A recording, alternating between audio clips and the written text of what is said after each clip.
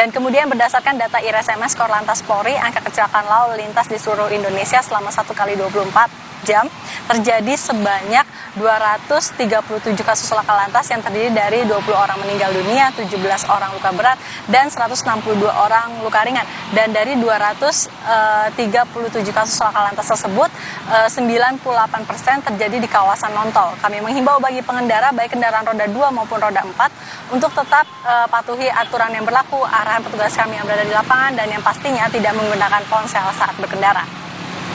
Dan bagi Anda yang ingin mendapatkan informasi tentang kondisi arus lalu lintas terkini, Anda dapat menghubungi call center kami di 1500669 atau dapat melalui SMS center di 9119. Stop pelanggaran, stop kecelakaan, keselamatan untuk kemanusiaan, Indonesia tertib dan salam presisi. Demikian Brigadir Adi Sintia melaporkan. Selanjutnya kembali kepada Anda Fajri di studio. Arus lalu lintas di kawasan Patung Kuda terpantau ramai lancar jelang adanya penutupan atau pengalihan arus karena hari ini Mahkamah Konstitusi akan membacakan putusan perkara sengketa hasil pemilihan presiden 2024.